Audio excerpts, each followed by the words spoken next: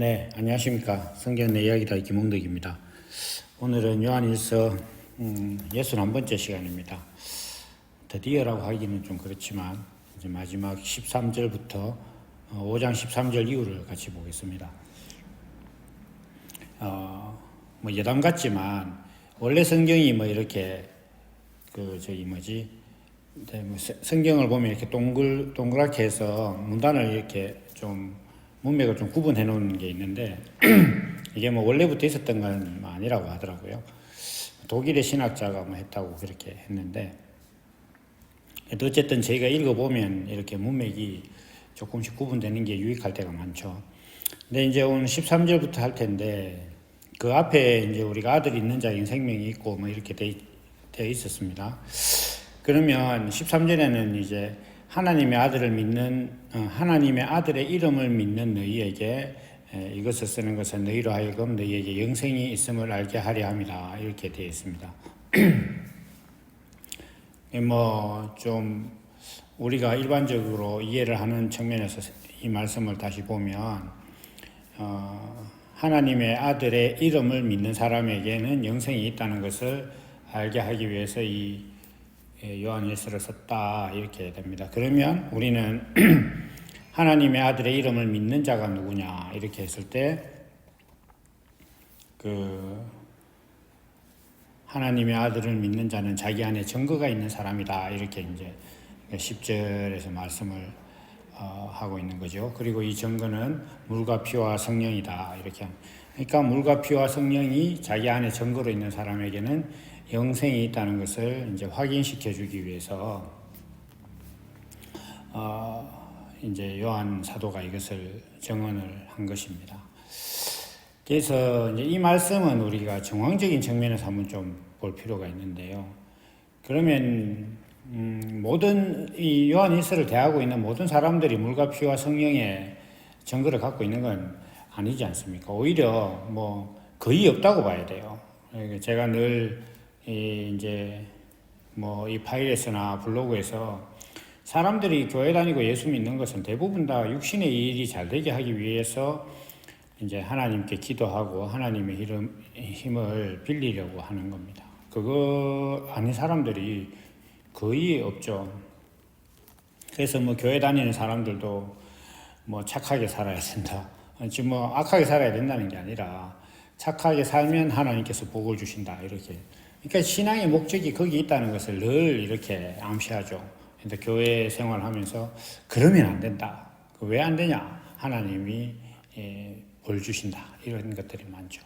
그러니까 그 안에 내용보다도 그런 프레임을 갖고 있다는 것 자체가 하나님을 믿는 어떤 그 믿음이 육신의 일을 잘되게 하는 것에 이제 잘되게 하는 것을 목적으로 신앙생활을 하고 있다는 그 사람들의 신앙적 구조와 믿음의 어떤 본질을 보여주는 거예요.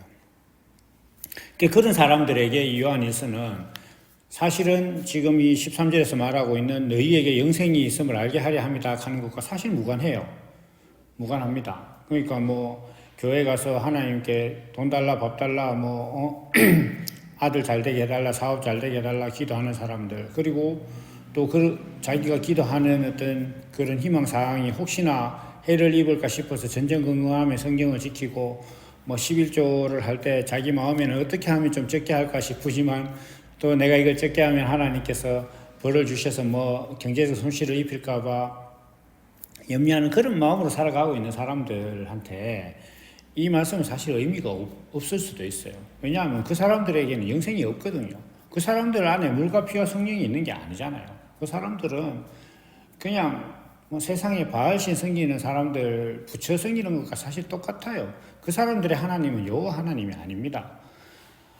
내가 어떤 행위를 하면 하나님께서 그걸 보고 뭐 상을 주고 벌을 주고 한다는 그 프레임 자체도 이미 존재의 하나님에 가는 여호와, 스스로 있다는 그 여호와라는 존재의 하나님을 믿는 게 아니에요. 내가 뭔가 하면 상 주고 뭔가 잘못하면 벌 주고 하는 그런 구조는 뭐 바알이나 뭐 불교는 지금 돌로 만든 조각에 바알도 마찬가지지만 그런 게 뭔가 힘을 줄 거라고 생각하는 것 자체가 사실 아이러니긴 한데, 그거는 뭐 프레임은 같은 거예요. 근데 그런 사람들에게는 이 말씀이 사실 어떻게 보면 의미가 없습니다. 영생이 있음을 알게 한다. 그러면 우리가 이래 생각을 해보면 이 말씀이 이렇게 쭉 뭐 13절에 이렇게 동그라미가 되어 있지만 그 앞에서부터 이렇게 보면은 그렇지만 이 성경이라는 것이 뭐 제가 구원을 못 받은 사람들을 구원받게 하는 게 성경의 이제 가장 이제 본질적인 목적이니까 우리 그런 측면에서 다시 이것을 접근을 해야 됩니다. 그러면 이제 우리가 이런 거죠.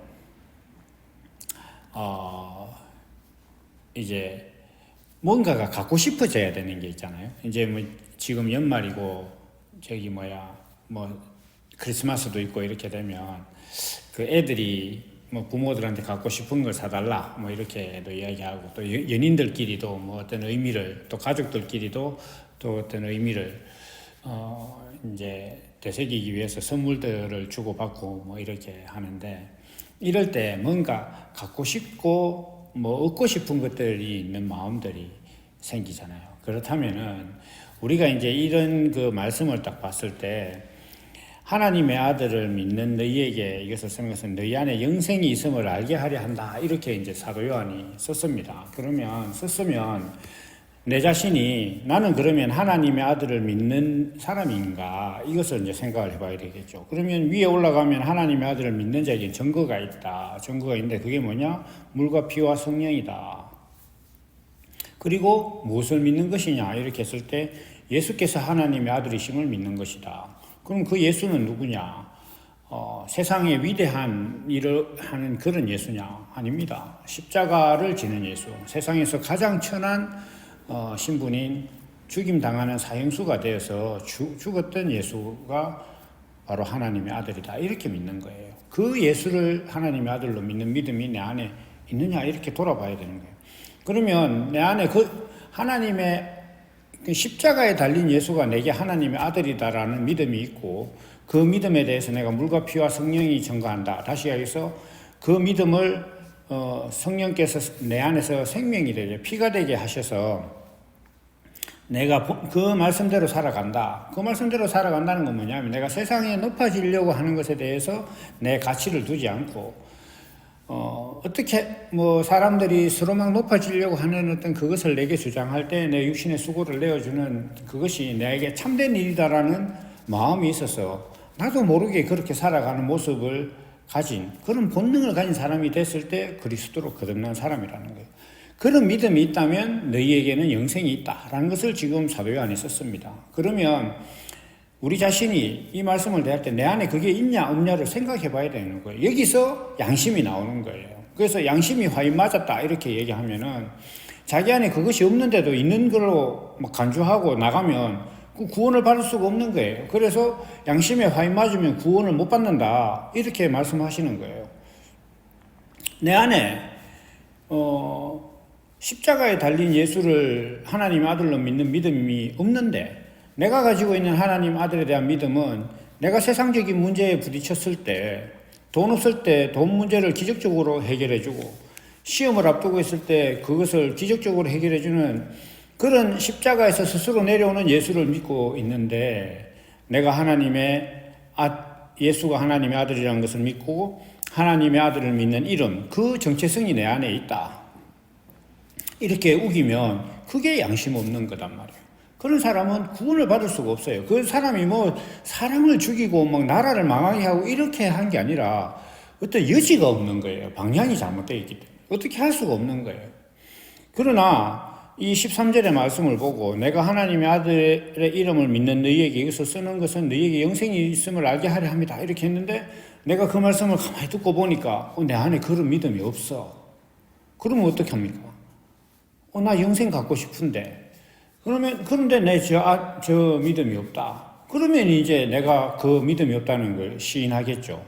회개하고. 그러면 하나님께서 미쁘시고 의로우사 그를 구원하는 거예요. 그 고백이 있어야 되는 거예요. 그 고백을 할 수 있느냐 없느냐. 그 고백을 하는 사람은 죄를 시인하는 것이고 그 고백을 안 하는 사람은 양심에 화인 맞은 거예요. 자기가 지금 구원 못 받았는데 구원 받았다고 생각하고 있으니까 스스로 속이는 거잖아요. 스스로 양심이 없는 거란 말이에요. 그러니까 이 말씀은 여러 상황에 있는 사람들에게 이제 은혜를 주는 말씀이에요. 가장 먼저는 자기 안에 물과 피와 성령이 있다는 것을 부인할 수 없는 사람은 내가 영생이 있는 사람이구나. 스스로 알아요. 스스로 아는데 그것에 대해서 확정하기 위해서 그 대사도인 요한이 그것을 다시 한번 확정하는 겁니다. 그래서 이것은 뒤에 보면 14절에 보면 이것을 가진 사람은 우리가 가진 바 담대함이다. 이렇게 막 얘기를 하는 거예요. 두 번째로는 이제 자기 안에 물과 피와 성령이 이렇게 거듭난 사람이라도 어린 생명이 있잖아요. 어린 생명들에게 또 더 확신을 주는 그런 말씀이에요.